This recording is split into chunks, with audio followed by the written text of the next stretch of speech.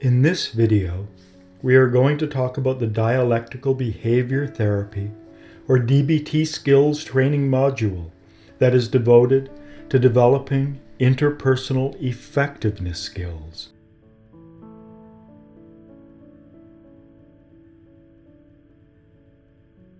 Human beings are social animals, and this is especially true for those who are suffering from borderline personality disorder, or BPD. Even if we are not extroverts, good, loving relationships can play such an important role in our life and give us much needed emotional stability. The opposite is also true. Bad, toxic, and unstable relationships can lead to more instability and trigger self-destructive behavior that can spiral out of control. Social isolation and a lack of the right kind of relationships can also be bad because feelings of loneliness will just reinforce feelings of depression and unworthiness. Relationships take work, and while they must be cultivated and nurtured, they can be destroyed in a single conversation or through a hasty, ill-formed text message. In many ways, relationships are like a garden, so knowing how to tend the soil and encourage the plants to grow are important skills. This is why interpersonal effectiveness skills play a crucial role in DBT. There are some people who are naturally so good at relationships, they can make it seem so effortless and innate that we think they possess some kind of social magic. Fortunately, relationships do not necessarily arise through such magic. There are skills that can be taught and learned that will help anyone be more socially effective. One of the most important things we often need to learn in order to maintain healthy relationships is to have a healthy relationship with ourselves, one based on self-respect, because if we think we are worthless, others will sense this. So the words and self-talk that flow around inside our minds, the way we treat and value ourselves, is very important. Dr. Marsha Linehan, the founder of DBT, has broken this down into 3 general categories. First, we must be able to ask for what we need. Second, it is important to know when, where, and how to say no. And third, we must learn how to negotiate our way through conflict without harming a relationship. She has come up with an acronym for these 3 crucial skill sets. FAST, F-A-S-T.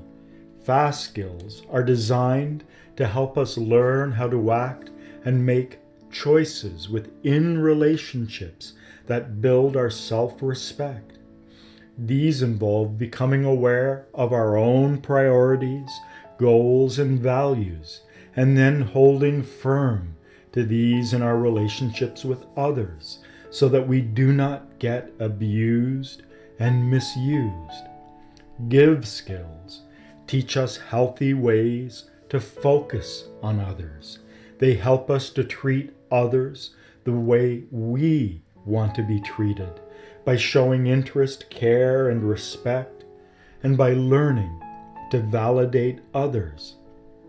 Dear man skills allow us to stay focused on ourselves in order to make sure our wants and needs are met, while also learning to say no, set boundaries, and negotiate with others so that we do not come last. They are also designed to make us feel more confident and capable of ensuring that our relationships are mutually beneficial. The FAST skills. These skills are designed to help us make choices that build and reinforce our sense of self-respect and self-worth. If you want others to respect you, begin by respecting yourself. So if we are filled with feelings of worthlessness and self-loathing, we are far more likely to allow others to walk all over us. FAST stands for fair, apologies not needed, stick to values, truth, and accountability. Now the F in FAST stands for fair. Be mindful in our dealings with others, recognizing that one of the characteristics of the mindful state is that we assume a non-judgmental stance and are open and accepting. Mindfulness's wise mind should also come into play when we are interacting with other people, so avoid the extremes, because if we are too hot, we will scare people away, and if we are too cold, they will never come near us. So we must strike the right balance between our needs and theirs. This dialectic can be extended to others. There are some people who will just take and take, and others who will give and give, and both types are to be avoided. All too often, those who suffer from BPD are so filled with feelings of self-loathing and self-hatred that they either push others away or become doormats and allow themselves to be taken advantage of because they believe it is what they deserve. So we should find friends who live more in the middle and who are capable of maintaining a balanced relationship and attending to both our needs and theirs.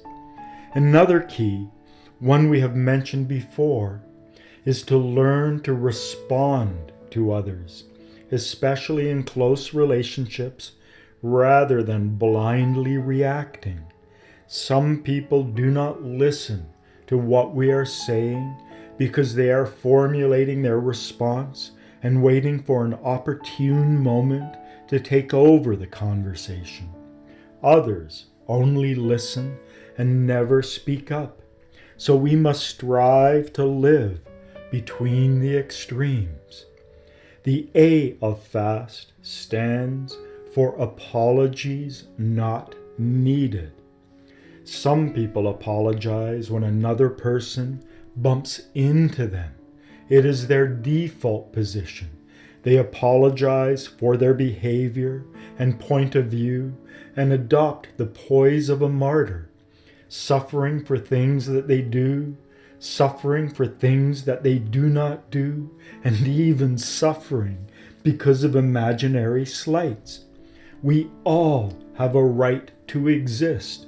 We are all worthy, and so we should not apologize for breathing, because this just plays into feelings of worthlessness and erodes not just our self-respect, but any respect others may have for us.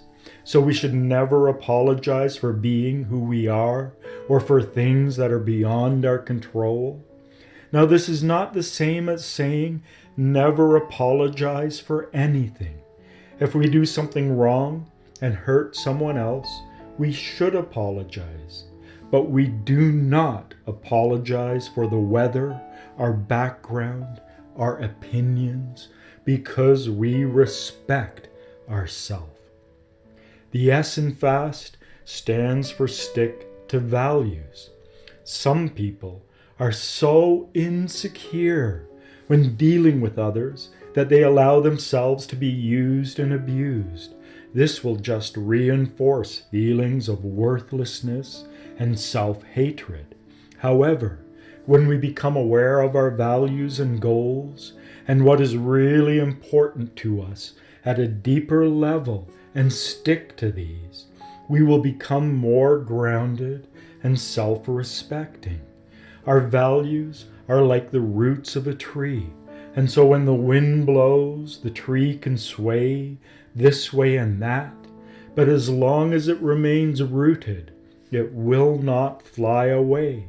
And here, not only is it important to stick to our values, but to find others who share our values and then nurture these relationships, because we will be like two trees rooted in a common garden. The T of FAST stands for truth and accountability. It takes more brain power to lie than to tell the truth. And when we lie, we often dig deeper and deeper holes for us to fall in. This is why honesty really is the best policy. There are actually subconscious cues that can reveal that we are lying, and even though our conscious mind may not be aware of them, and the conscious mind of those we are lying to may not be aware of them, but at the subconscious level, we know. And this is not a good basis on which to form friendships. We do not want to have to constantly pretend, because this is so corrosive to our feelings of self-worth and self-respect. If we have made a mistake, admit it and accept the consequences. It may feel a little painful, but this is how wounds are cleansed and healed. Lying and distorting leads to infections that can fester deep down and ultimately destroy a relationship. It is also much easier to look at ourselves in the mirror when we tell the truth. This also has a magical effect, because the more we accept the consequences for our behavior, the better our behavior becomes. Everyone makes mistakes. Everyone has wronged someone else. And ultimately, we want friends and relationships that are built on openness and honesty.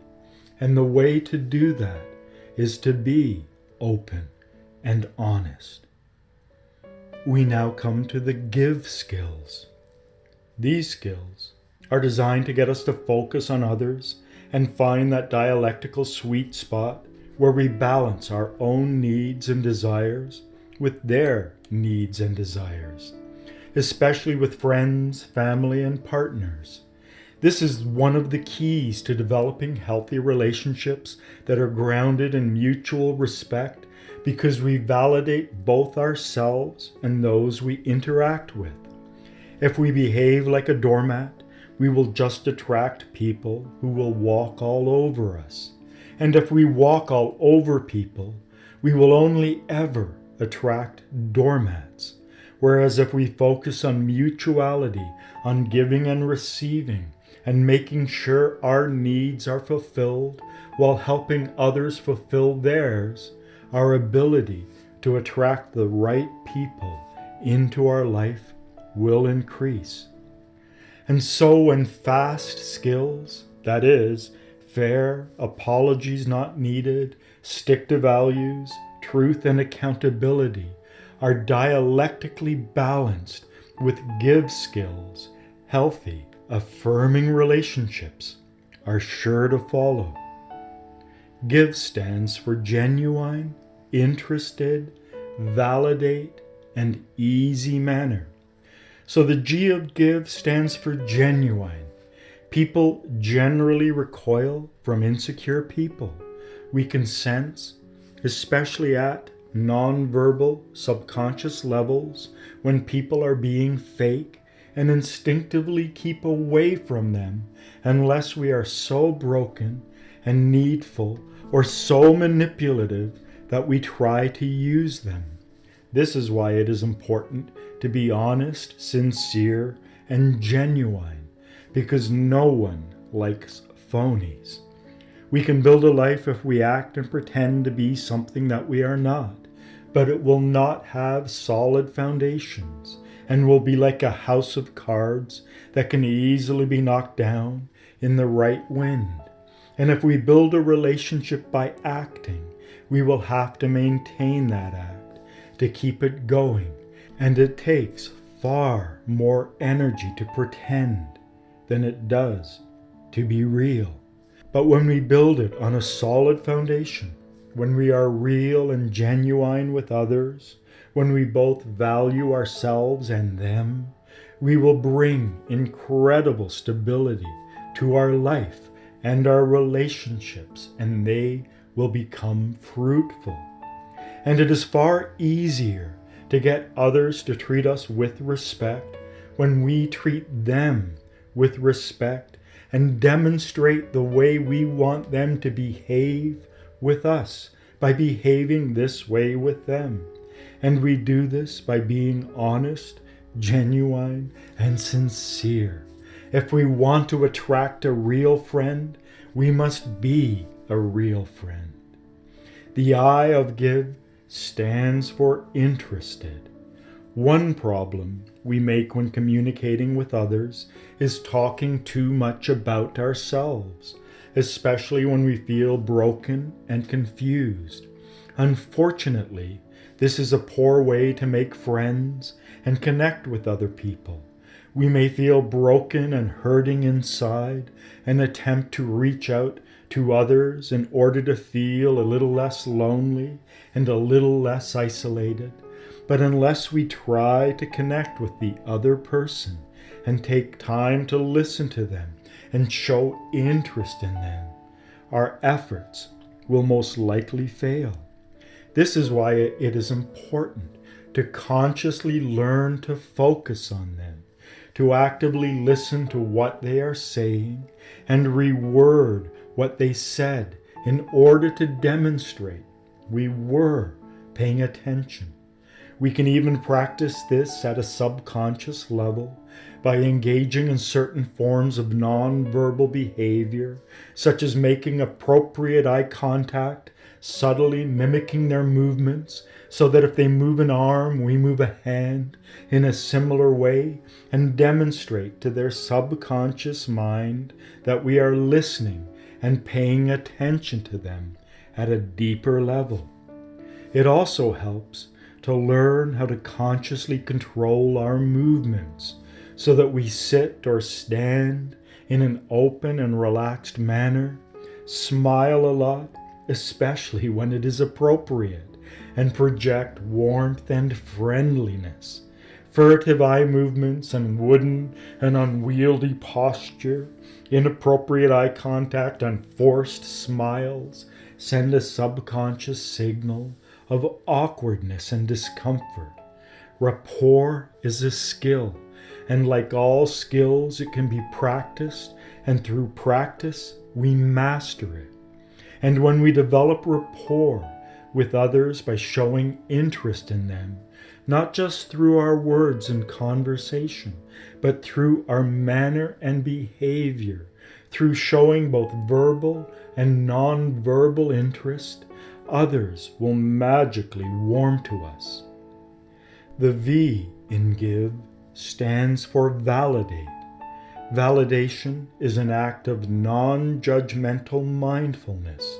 It requires us to pay attention to someone else's thoughts and feelings without judging or criticizing them. It requires us to be open and non-judgmental when they are sharing their feelings and experiences. This has also been referred to as active listening, which we have briefly touched on. Active listening involves rephrasing what someone said and feeding it back to them. And this is so important because it demonstrates we were actually paying attention to what they were saying and validating it. And here it is important not to take the conversation away from them and use this as an opportunity to talk about ourselves.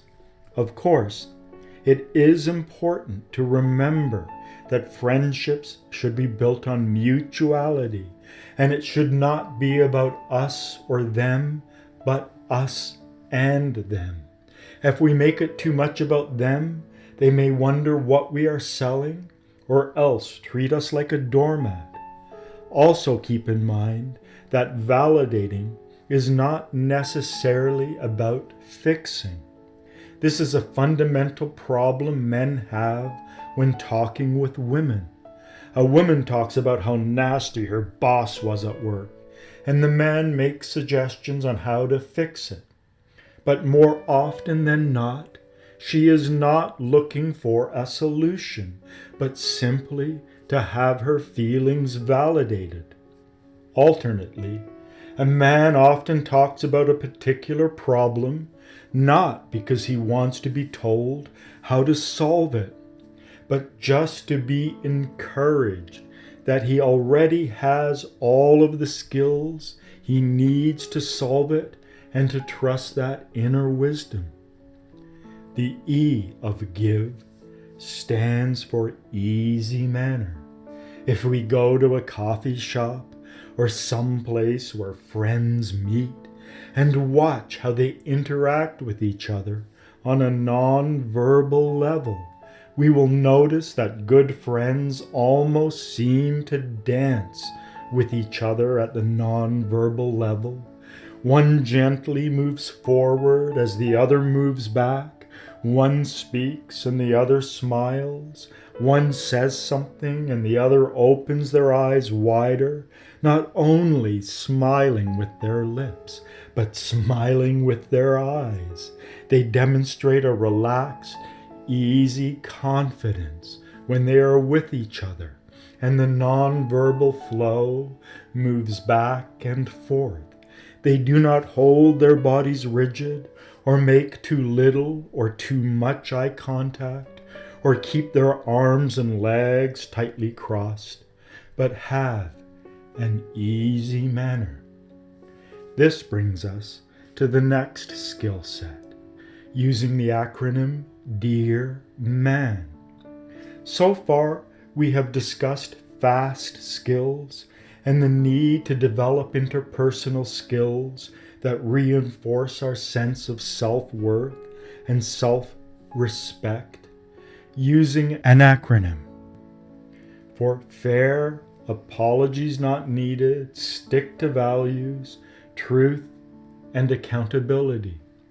Then we discussed give skills that teach us how to focus more on others, using the acronym as a mimetic to remind us to be genuine, interested, validate, and act in an easy manner. The final set of interpersonal skills, Dear Man, brings the focus back on us and getting our needs and wants met. Something that involves learning to say no and setting appropriate boundaries so that we do not get used and abused. In effect, these skills will teach us how to be more assertive when we relate to others. But again, keep in mind that there is a dialectical tension involved here because we have to learn to strike the right balance between being too assertive and not being assertive enough, between making sure our own needs are met while also helping others to meet their needs so that relationships stop being lopsided and become a win-win situation. Here it is important to recognize we all have limitations and that others are not mind readers and are often a little too caught up in their own life to read between the lines. This means that there are times it is important to tell others how we feel and let them know what is going on inside of ourselves. And here it becomes important to learn to say no and set boundaries, but in an open and respectful way. If we give too much, we will attract people who take too much. Unfortunately, here it is worth noting, this happens all too often with those who are closest to us, such as parents or siblings, family, friends, and even partners. And they have grown used to stepping over our boundaries and taking advantage of our generosity so much that they view it as their right to do so. So it is important to learn to be gentle in our firmness and understanding of others when we need to say no. In other words, to act in a mature and responsible fashion. It is also important to recognize that some people just have trouble respecting boundaries, especially when we begin to enforce them and learn to say no. And while it may seem easier to just give in, this is the wrong thing to do. Unfortunately, this can lead to conflict and others trying to undermine us. So sometimes it is better for us to let go and start over, recognizing that change does not happen right away, and it takes time to not only learn these skills, but to grow skillful in using them. DEAR Man is an acronym for describe, express, assert, reward, mindful, appear confident, and negotiate.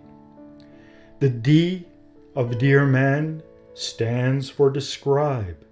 This involves being like an old-fashioned reporter. As Dr. Marsha Linehan says, we must learn to describe what we observe in a matter-of-fact way by observing who, what, and where, outlining the situation in question as best as we can in a non-judgmental way. Perhaps we think we should be treated better, have our needs met, need to say no, or set boundaries. So learning how to describe the situation with as much objectivity as we can is the first step in asserting ourselves. So for instance, if someone wants us to do something we do not want to do, we should objectively describe what it is they want us to do and then list the reasons why we must say no.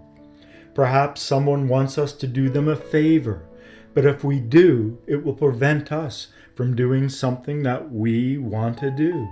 It could even be that this person is always asking us to do things and there is no mutuality in the relationship because they never reciprocate and do anything for us. And so by describing the situation, it is like we are taking an inward step back and seeing things in perspective. It could also involve a situation where we need to set boundaries. Perhaps they simply want us to come to their party, but we are in recovery and know there will be alcohol and drugs there, and we do not want to be in a situation where we may be tempted to relapse. The E of Dear Man stands for express. This next step is optional depending on the situation. Using our last example, perhaps we do not want the other person to know we are in recovery. Though if it does not matter, then express our feelings and concerns so that the other person can understand our position.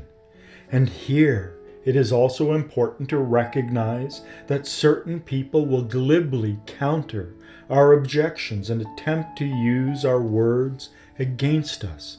In this case, all we can do is be firm and resolute and keep the reasons to ourselves. The A of Dear Man stands for assert.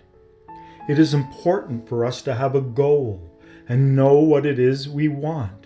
Perhaps it is to have a certain need met, to say no, or to set a boundary, and then assert this. If someone wants us to stop by the liquor store on our way home and we do not want to be tempted, we should say so and assert ourselves. If our partner wants us to go with them when they visit their mother and she has a habit of being mean to us and undermining our confidence, we need to be upfront and assert our right to say no. The R of Dear Man stands for reward. People respond much better to carrots than sticks. So if possible, let others know what's in it for them. Give them a chance to feel positive about what we want and to respect our decision. Perhaps we always end up getting into a huge fight after we visit our partner's mother because our partner does not stand up for us, and so we sulk and do not talk to each other for days. And so, if we do not go with them, we can still have that quiet dinner later that night. Of course, there will be times we need to focus on the stick and explain the consequences.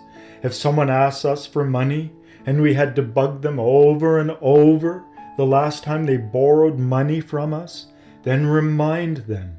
If they persist and make all sorts of promises, we might need to remind them that promises are nothing when they have a proven track record of behaving otherwise. The M of Dear Man stands for mindful.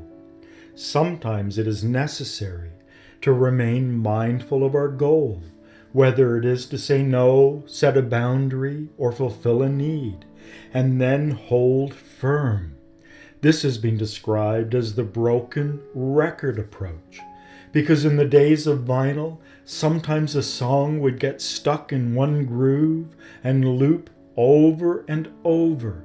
So when others use deflection or one of the many sleight-of-mouth techniques, it may be necessary to calmly and mindfully repeat our request or state our limitation over and over.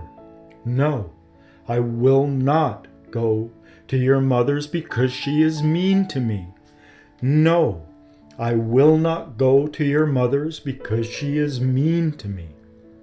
Here, the need to do so with mindful awareness is the key, because not only does mindful awareness allow us to inwardly detach and see the situation more objectively, it helps prevent us from overreacting and getting too emotional.